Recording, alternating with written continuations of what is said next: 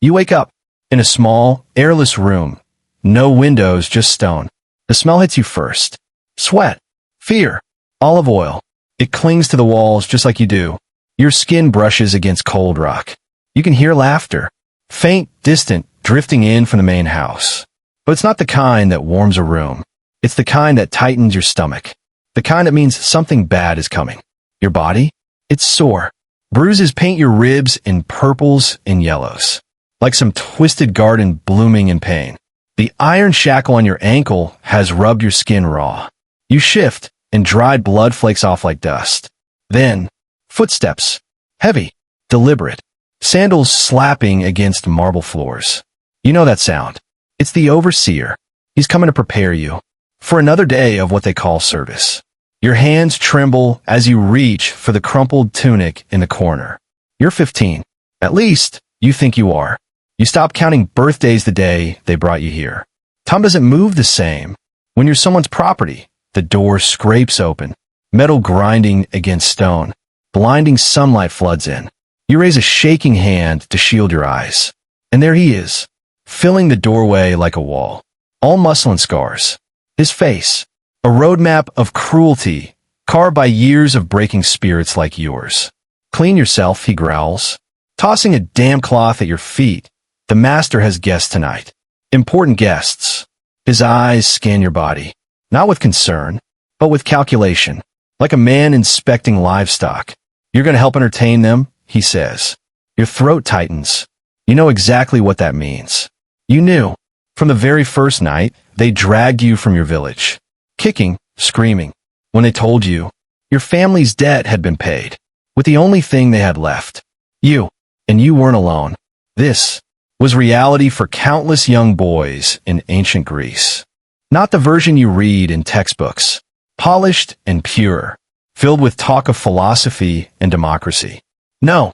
Behind those marble pillars, behind the symposiums and debates, was a darker truth. A system that devoured the vulnerable and tossed their humanity aside like broken clay.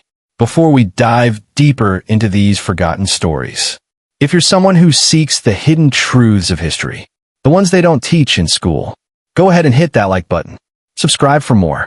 And tell me in the comments, where are you listening from? Isn't it incredible that you and I, strangers separated by time and distance, are here now, exploring these ancient stories together, connected by a shared curiosity about the past. But for the people who lived this, there was no curiosity, only survival. The selection process, it started long before you even knew what was happening. Maybe your family owed money to a wealthy landowner. Maybe raiders stormed your village during yet another of the endless wars that tore through the Greek world. Or maybe you were simply born beautiful in a society that saw beauty, not as a gift, but as currency. Out in the rural villages of ancient Greece, families lived on the edge. One bad harvest, one injury to a father, one death in the family, and everything could fall apart. Because when the creditors came, they didn't care about hope or plans or dreams. They didn't want promises. They wanted payment. In flesh. Picture this. A small farming village, tucked in a valley between rows of olive trees. The homes? Simple. Mud, brick, and thatch. Dirt floors. One room where everyone sleeps close. Not out of choice, but to keep warm. Children run barefoot between the houses, their laughter mixing with the bleating of goats, and the rhythmic sound of women grinding grain. It's a hard life, but it's life. Then, the drought begins. The sun beats down week after week. Crops wither. The olive trees, ancient and twisted, offer only shriveled fruit. The barley dries up. The wells, trusted for generations, start going dry. And now, families are forced to make choices no parent should ever face. First go the animals, the goats and sheep, all they really own. Then the jewelry, small heirlooms passed down over generations. And when there's nothing left, they begin to look at their children with different eyes. That's when the slave merchants arrive. Like vultures, they come quietly. They set up in the village square, chains coiled like metal snakes, ledgers filled with names and prices. They offer silver. Now, for a child's service. 20 years of labor for enough food to make it through the winter. It sounds reasonable, even generous, when your child is starving. But you're only 12. You don't understand desperation. You don't understand that you've just been sold. Not yet. You only know one thing. Your father won't meet your eyes as he discusses your price with the merchant. And your mother? She turns away as the man inspects your teeth. Like your livestock, a horse to be sold. You feel rough hands on your arms, your shoulders, measuring muscle, testing strength, judging you. You hear words, promising, good breeding, suitable for household service. But you don't understand what they mean. Not yet. The merchant begins counting out silver coins, one after another, the sun glinting off their cold surfaces. Each coin, a year of your life. Your father's hands tremble as he accepts the payment, but he accepts it all the same. Your mother covers her face. She weeps, but she doesn't stop them. They tell you it's temporary, that you'll earn money, come back a man, buy your own land, maybe even take a wife. They say you'll be treated well. You'll learn useful skills. This is an opportunity. But their words drip from their mouths like honey from a shattered comb. Sweet, but poisoned. Then comes the journey, the nightmare. A long, blistering march to the city. You're no longer a son. You're no longer a child. You're part of a caravan now. A line of boys and young men, chained neck to neck, held together by iron and despair. The older ones? They say nothing. They've learned what hope really is. Just another kind of pain, delayed. The younger ones cry for their mothers until their voices break, or until the overseers beat the sound out of them. You pass through landscapes that could be beautiful under different circumstances. Rolling hills blanketed with olive trees. Coastal roads where the sea dances like scattered diamonds. Mountain passes watched over by soaring eagles. But none of it matters. You don't see beauty. You don't see anything, except the boy chained in front of you, the iron collar rubbing your neck, the sound of feet scraping against stone. Your world has shrunk to metal, to rhythm, to the growing certainty that you'll never see home again. At night, they drive stakes into the earth. They chain you down, like animals. You lie there, on your side, face in the dirt, listening to muffled sobs in the darkness, and you feel the iron around your neck, tight and heavy, like fate that cannot be undone. Sometimes, the merchants bring visitors, strangers with soft hands and hard eyes. They walk among you slowly, like farmers inspecting livestock. They poke, they prod, they ask questions. Their hands search for weakness, for disease, injury, or disobedience. You begin to recognize the types. The ones looking for field hands, they want strength, endurance. Boys who could survive the sun and the soil, from dawn till dusk. Then there are the household buyers. They want something else. Obedience, quick minds, and a kind of fragility. They look for boys who won't resist, who won't fight back. But there's a third kind. And soon, you learn to fear them most of all. They wear expensive robes. Their voices are smooth, educated, precise. They smell of perfume and wine, and their fingers glitter with gold. When they examine you, their touch lingers. Too long, too deliberate. They aren't here for strength or for service. They're looking for something else, a specific mix of beauty and innocence. They're here for pleasure. Then comes Athens, the slave market. It assaults you from every side. The sound at first, hundreds of voices shouting, bargaining, begging, ordering. Then the smell, a stench that wraps around your throat. Sweat, filth, fear, urine, and something else, something worse. You don't know what it is, but it makes you want to vomit. And then, you see it. Now, you understand why the older ones told you. Keep your eyes down. Bodies, naked and exposed, lined up like tools in a workshop. Children, barely old enough to walk, clinging to their mothers, eyes wide with confusion. Old men with broken backs, their value reduced to whatever scraps of strength remain. And all around them, the buyers, circling, pointing, discussing prices, as if no one on those platforms can hear them. Then it's your turn. They clean you. They oil your skin, not out of kindness, but to make you shine. Shiny slaves sell better. The oil highlights the muscles you've earned through exhaustion. The long march. The sleepless nights. Someone's decided. You're not meant for the fields. You're too pretty for that. So they place you with the indoor slaves. The ones meant to serve inside. The ones expected to smile, no matter what. The auctioneer's voice booms across the market. He lists your age, your origin, your condition. He calls you gentle, well-formed. He says you have a pleasing appearance. And some buyers lean forward. Those are code words. You know what they mean. The bidding begins. Low at first, but it climbs fast. More hands go up. More voices join in. You stand there, on a platform under the sun, frozen, trying to disappear, trying to shrink inside yourself, as strangers reach out to touch your body, like you're not even human. Someone forces your mouth open, checking your teeth like you're a horse.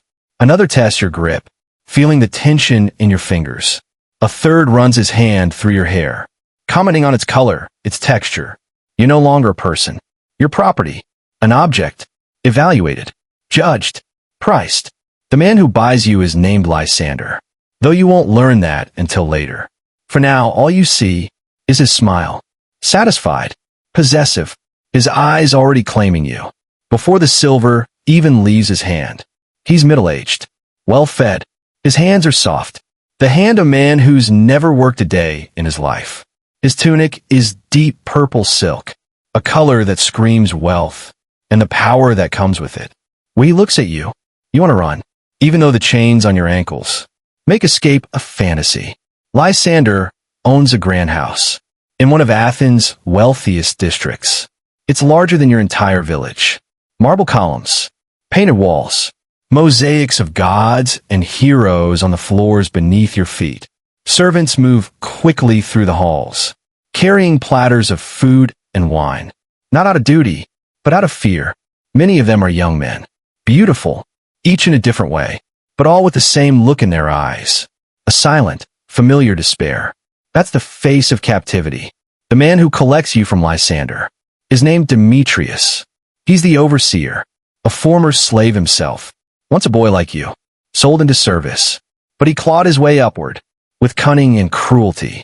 Now he controls the others, with an iron grip and dead eyes. He knows exactly how to break people. He walks you through the rules. You'll eat twice a day, barley porridge in the morning, bread and olives in the evening. You'll bathe when told, sleep when told, speak only when spoken to. You will never, ever look a free person in the eye, and you will obey every order. Every order, no matter what it is. Then comes the line that makes your blood run cold.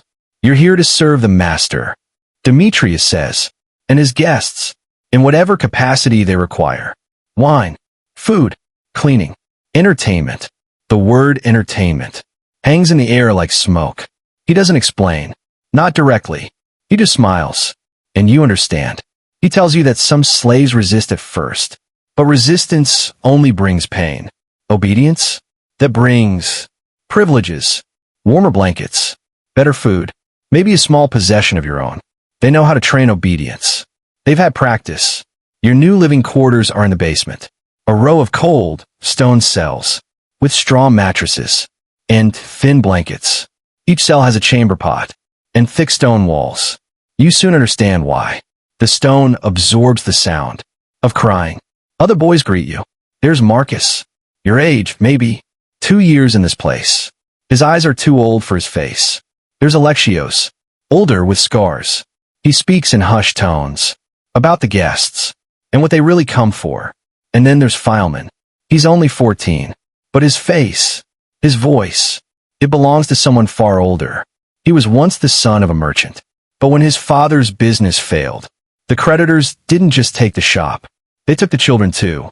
He's been here 6 months, and he's the one who explains what really happens during the symposiums. Greek culture celebrated the symposium, a drinking party, a gathering of learned men to discuss philosophy, politics, art, or so they say. That's the version history remembers. The truth? Very different. Once the wine flows and the masks of civility slip, the entertainment begins. Slaves like you are not just there to pour drinks, not just to serve food. You're there to serve yourself. Philemon explains it all, with a voice like stone, flat, detached, like he's telling someone else's story. The preparation is always the same. Bathing, oiling, polishing the body until it shines.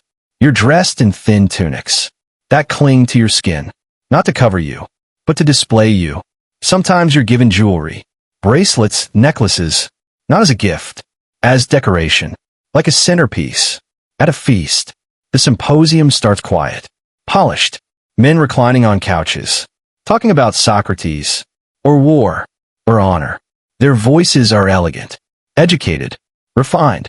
But as the night deepens, and the wine numbs their tongues, everything changes. The talk turns crass, the laughter too loud, the masks begin to fall, and then, their eyes turn to you. It starts small. Pour him more wine. Massage his shoulders. Feed grapes to the guest on the corner couch. Each request sounds innocent, but you're learning. You're starting to read the signs. Conversations fall silent as you approach. Hands linger, not out of service, but something else. Certain guests watch your every move with a predator's gaze. The first time you're chosen for special attention, you're too innocent to grasp what's happening. An older man, old enough to be your grandfather, asks you to join him on his couch. He says he wants to share his wine with you, to talk about your homeland, your family. At first, his questions seem kind. Where are you from? Do you miss home? Are you being treated well? His hand rests on your shoulder as he speaks, then slowly slides down your back, then lower. You try to pull away, but his grip tightens. The other guests stop talking, their eyes fixed on you both, the room silent except for their watchful gazes. What comes next is seared into your memory with the cruel clarity only trauma can give. Your protests are ignored. Your struggles are met with laughter. Hands hold you down. Clothes are torn away. Your childhood ends in the most brutal way imaginable. The psychological tools used to break slaves are as cruel as they are sophisticated.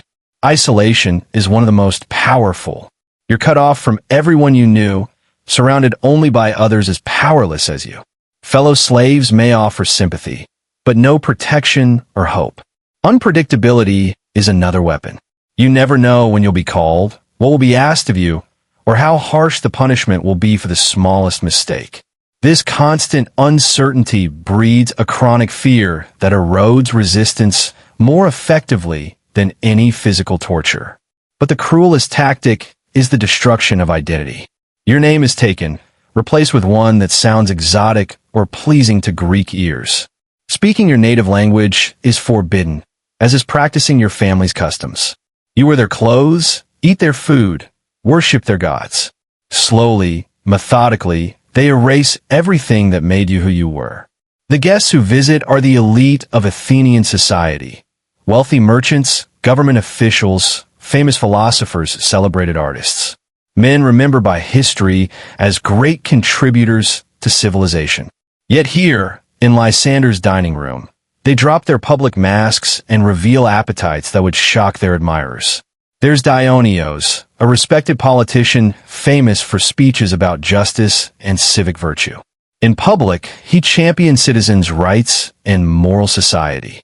In private, he enjoys humiliating young slaves, forcing them into degrading acts while quoting Homer. Then there's Cleomenes, a wealthy merchant praised for his generosity toward the poor. His charity hides a cruelty that leaves slaves scarred and broken. He claims pain teaches valuable lessons about the natural order. Most disturbing of all is a sophist, a philosopher who writes about ethics and the good life. His public teachings stress virtue, self-control, and respect for the divine order. But when wine loosens his tongue and darkens his heart, he becomes a monster, justifying every cruelty with complex philosophical arguments. These men see no contradiction in their behavior. In their minds, slaves belong to a different moral category than free citizens. The virtues that govern relationships between equals don't apply to property. A man can be generous to his neighbors, fair to his peers, and cruel to his slaves, all without feeling inconsistent. This moral blindness runs deep in Greek society. The same culture that created magnificent art, groundbreaking philosophy, and innovative political systems also accepted the total dehumanization of entire groups of people. This contradiction isn't accidental. It's built into the system.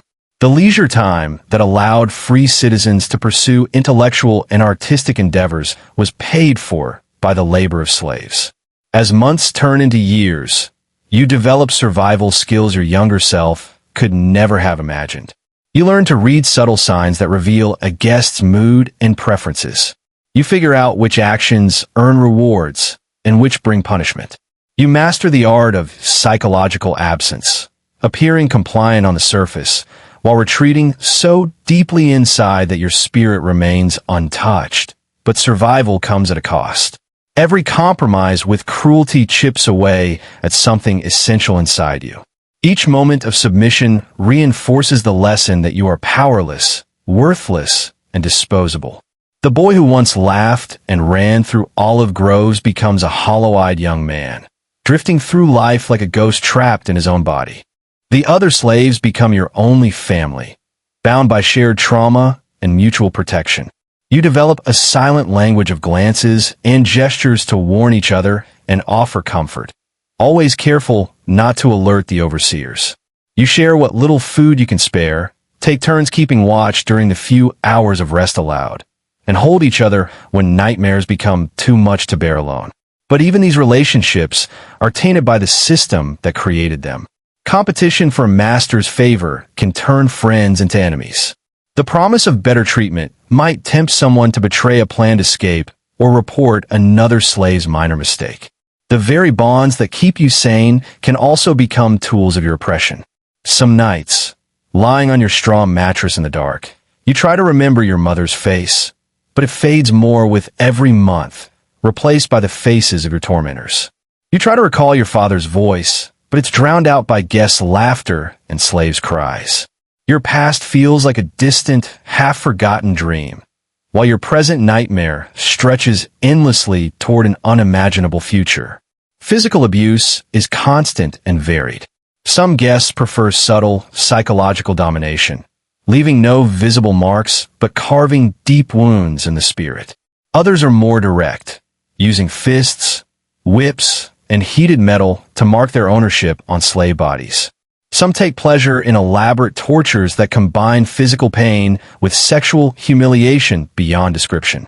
But it's the casual cruelty that's most devastating. A guest might pause a philosophical debate to strike a slave out of boredom. Another interrupts poetry recitations to demand increasingly degrading acts. The violence isn't personal or passionate. It's routine, as ordinary as pouring wine or lighting lamps. Slaves learn to treat their bodies as foreign objects, vessels that carry their consciousness but don't truly belong to them. You develop the ability to float above yourself in the worst moments, watching your own suffering with a detached curiosity. It's a survival skill, but it comes with a price, a growing disconnection from your own humanity, mirroring how your masters see you. As your second year in the house begins, you notice changes beyond the obvious scars. Your voice sounds flatter, more careful, stripped of the regional accent that once marked you as a child of the mountains. Your posture changes. You move with hunched shoulders and downcast eyes like someone who's learned that being noticed only brings pain. More troubling are changes in your mind. You find yourself automatically calculating the moods and preferences of free people, even when they hold no power over you. You flinch at unexpected sounds and movements. You feel grateful for small mercies, an extra piece of bread, a moment's rest without summons, a master who is indifferent rather than cruel. This psychological conditioning is the system's greatest success. It creates slaves who don't obey out of fear alone. They internalize their powerlessness so completely that resistance becomes unthinkable. The masters don't need to watch constantly because their victims police themselves. Yet even in this environment of systematic dehumanization, small acts of resistance persist. Slaves find subtle ways to hold onto dignity and humanity. They share stories of their homelands, keeping memories alive their masters try to erase. They create art from scraps, tiny sculptures hidden in walls, songs hummed quietly, poems composed in languages their captors don't understand. Slaves learn to treat their bodies as foreign objects, vessels that carry their consciousness but don't truly belong to them. You develop the ability to float above yourself in the worst moments, watching your own suffering with a detached curiosity. It's a survival skill, but it comes with a price, a growing disconnection from your own humanity, mirroring how your masters see you. As your second year in the house begins, you notice changes beyond the obvious scars. Your voice sounds flatter, more careful, stripped of the regional accent that once marked you as a child of the mountains. Your posture changes. You move with hunched shoulders and downcast eyes like someone who's learned that being noticed only brings pain. More troubling are changes in your mind. You find yourself automatically calculating the moods and preferences of free people, even when they hold no power over you. You flinch at unexpected sounds and movements. You feel grateful for small mercies, an extra piece of bread, a moment's rest without summons, a master who is indifferent rather than cruel. This psychological conditioning is the system's greatest success. It creates slaves who don't obey out of fear alone. They internalize their powerlessness so completely that resistance becomes unthinkable. The masters don't need to watch constantly because their victims police themselves. Yet even in this environment of systematic dehumanization, small acts of resistance persist. Slaves find subtle ways to hold onto dignity and humanity. They share stories of their homelands, keeping memories alive their masters try to erase. They create art from scraps, tiny sculptures hidden in walls, songs hummed quietly, poems composed in languages their captors don't understand. Most importantly, they bear witness. In whispered conversations during rare private moments, they share their experiences and validate each other's pain. They remember those who have died, ensuring these forgotten victims aren't erased from history.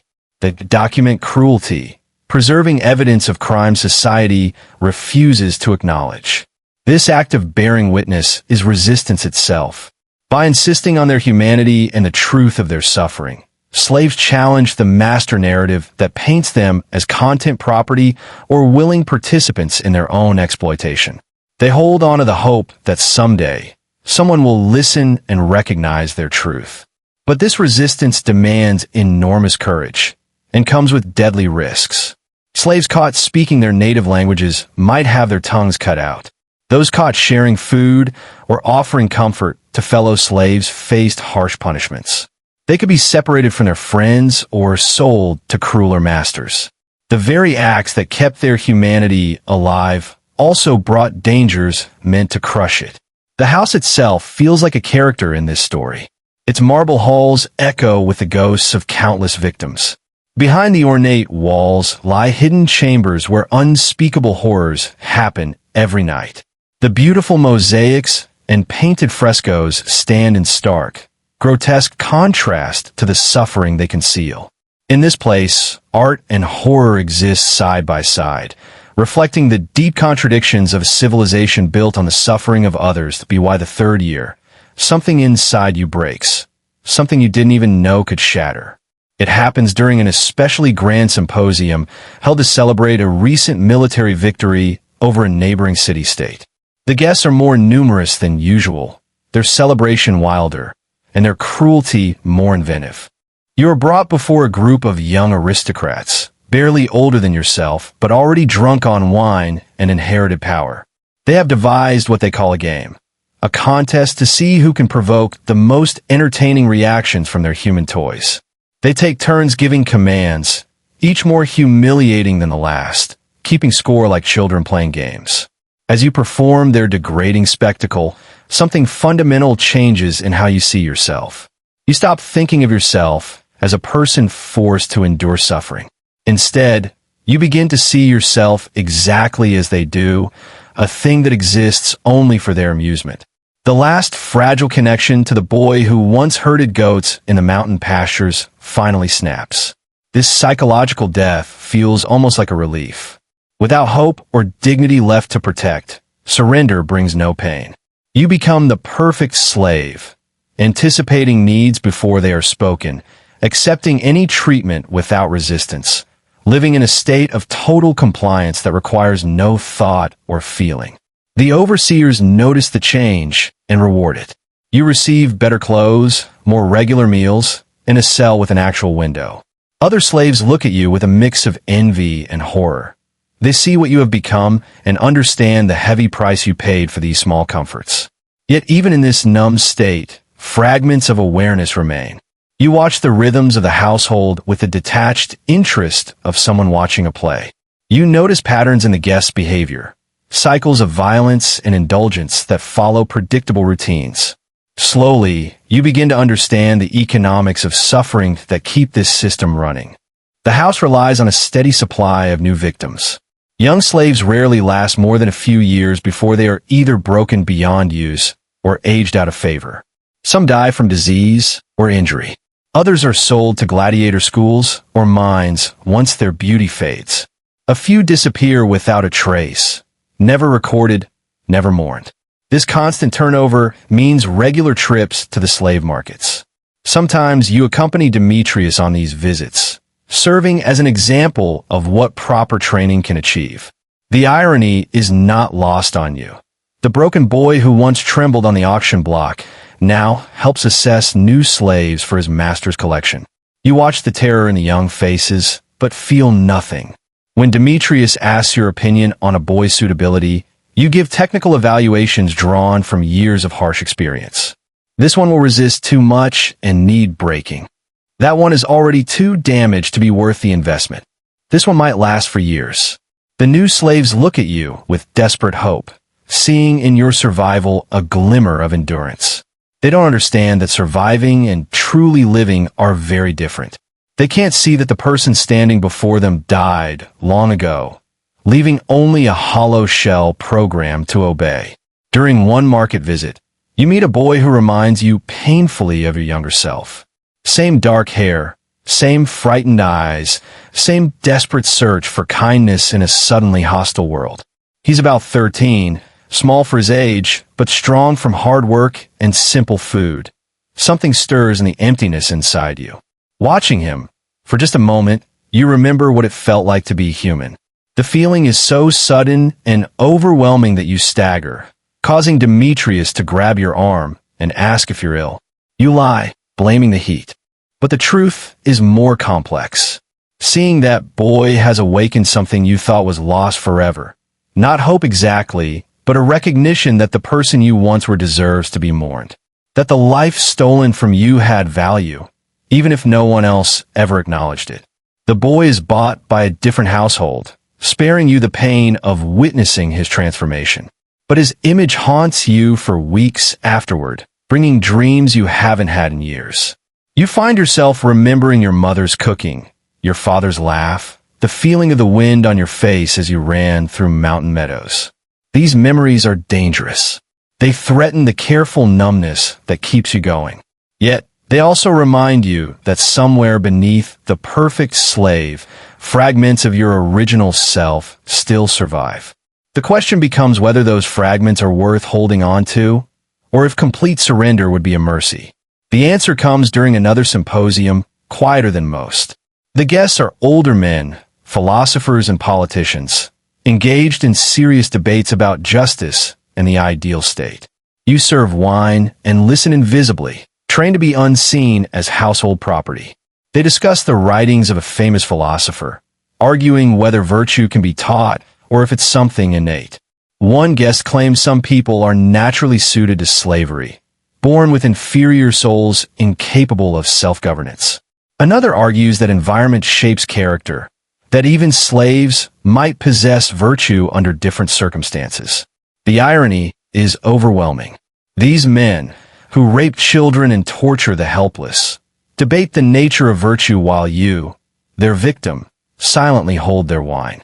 They speak of justice while committing the greatest injustices. They theorize about the ideal state while creating hell for those under their power. But as you listen, you realize something crucial.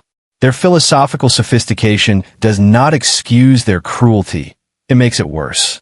They have the intellect to understand their actions are wrong, yet they choose evil anyway. They are not ignorant barbarians acting on instinct. They are educated monsters who have rationalized their monstrosities. This brings us strange clarity. You understand now that the system isn't born from ignorance or primitive thinking. It's the result of deliberate choices by people who know better but choose worse. The beautiful art, the philosophical debates, the political innovations, none of it represents moral progress. They are simply different forms of human expression that coexist comfortably with unlimited cruelty. Years pass in this clear-eyed despair. You perfect the art of invisible service, moving through the household like a ghost, solid only when needed. You watch younger slaves arrive and break. You observe the endless cycles of violence and exploitation, and witness the parade of respected citizens shedding their public masks behind closed doors. Some nights, you stand by your small window and look up at the same stars you once saw from your family's rooftop. You wonder if your parents are still alive, if they think of the son they sold to survive. You imagine your siblings grown, perhaps with children of their own, telling stories of the brother who left when they were young. But these thoughts no longer bring pain. They are like distant music, beautiful, but unrelated to your current existence. You have learned to hold memories without longing. It is a form of meditation, a way to carry the past without attachment. The end, when it comes, arrives without warning or drama. You are perhaps 25 now, though exact age no longer matters in this place, where time is measured in suffering, not seasons. Your body shows the scars of years of abuse, wounds never fully healed, joints aching from old injuries, a persistent cough that hints at something wrong deep inside your chest. More importantly, your usefulness is fading. The guests who once fought over your service now barely notice you. New slaves arrive, fresh, beautiful, unbroken, making your practice compliance seem ordinary instead of extraordinary. You are becoming what every slave eventually becomes, invisible in a different way, overlooked rather than desired. One morning, Demetrius calls you to his quarters and tells you you're being sold to a mining operation in the mountains. It's neither punishment nor reward, just an economic decision. Your value as household entertainment has dropped below maintenance costs, but you still have years of hard labor ahead. Mining camps are where slaves go to die slowly. Everyone knows this, including you. The work is brutal. The conditions lethal. Life expectancy measured in months, not years. It's not an execution exactly, but it's not survival either. You receive the news with the same emotional numbness that has defined your existence for years. Death in the mind or death in the household. What difference does it make? You have been dead in every meaningful way for so long that the end of biological function feels almost redundant. But as you prepare for transport, something unexpected happens. Marcus, the boy who arrived around the same time as you, approaches during your last night in the familiar cell. Somehow, he has managed not just to survive, but to find his own way to thrive, earning a position as personal servant to Lysander's wife. His work is easier, the abuse less frequent, the meals more regular. He presses something into your hand, a small piece of metal sharpened to a point. Crude, but effective. A tool that could open locks or veins. He says nothing, but his meaning is clear. You have choices about how your story ends. That night, you hold the metal shard and weigh your options. You could try to escape, though chances of success are almost zero, and failure would bring unbearable punishment. You could use it as a weapon against your captors, exacting a brief moment of revenge before your inevitable death. Or you could turn it on yourself, choosing when and how to exit this world. Each option has its appeal. Escape offers a fantasy of freedom, even if brief and followed by cruel recapture. Violence promises satisfaction, inflicting some fraction of the pain you've endured. Suicide grants control, allowing you dignity in your final moments rather than degradation. But as dawn nears, you make a different choice. You hide the weapon where other slaves might find it, passing along the gift of choice that Marcus gave you. Your story may be ending, but others are still being written. Perhaps one of them will find a different conclusion. The journey to the mines takes you through landscapes that stir forgotten memories. mountain paths from childhood adventures, streams where you once caught fish with bare hands, villages like your own filled with families who might include surviving relatives. You do not try to escape. The chains would make flight impossible, and the guards are vigilant. Instead, you use the journey to say goodbye to the world you're leaving. You watch eagles soar overhead and remember dreaming of flight. You smell wildflowers and recall your mother's garden. You listen to wind through pine trees and hear echoes of your father's voice. The mining camp is worse than you imagined. Hundreds of slaves work in conditions that make household service seem luxurious. The tunnels are narrow, unstable, prone to sudden collapse. Dust chokes lungs and clouds vision. Quotas are impossible, designed to squeeze maximum labor before death. But even here, in this final circle of hell, something remarkable persists. The slaves have built their own society, a network of resistance and mutual aid. They share food when possible, take turns supporting those too weak to work, maintain intricate communication spanning the entire operation. Most importantly, they remember. In whispered conversations during brief rests, they tell stories of life before captivity, speak names of loved ones, describe customs and traditions from dozens of cultures, preserve languages their captors tried to erase. They bear witness to each other's humanity in ways their masters never could. Your own story becomes part of this oral history. The boy from the mountain village who survived years in an Athenian household. The child sold to pay family debts and endured unimaginable abuse while preserving fragments of identity. The young man who chose to pass along hope, even when he could not feel it himself. The end comes not with violence or drama, but quiet exhaustion. Your damaged lungs finally surrender to the endless assault of stone dust. Your weakened body gives out after one tunnel collapses too many times. You die silently in the dark, surrounded by fellow slaves who promise to remember your name and carry your story forward. But this is not truly the end. Stories like yours have no final endings. They echo through generations, whispered in shadows where power refuses to look. They remind us that behind every great civilization's achievements lie countless unnamed victims whose suffering made those achievements possible.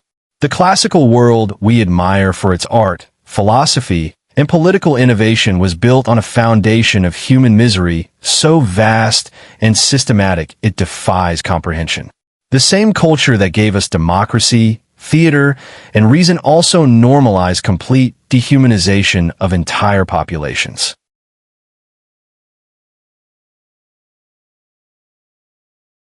These were not contradictions. They were complementary parts of the same system. And if we are honest, similar systems exist today, better hidden, sanitized by layers of legal complexity and economic abstraction, but the core dynamic remains unchanged. Powerful people still exploit the powerless. Societies still build comfort on the suffering of others. The vulnerable disappear into systems designed to consume them while maintaining plausible deniability for everyone else. We live in a world where children are trafficked for exploitation, even as society debates philosophical questions about consent and agency. Where pharmaceutical companies create addiction epidemics while funding research into mental health. Where technology designed to connect and educate becomes a tool for predation and manipulation of the young and vulnerable. The same moral blindness that allowed Greek intellectuals to torture slaves while writing about virtue enables modern citizens to enjoy products made by child labor while advocating human rights.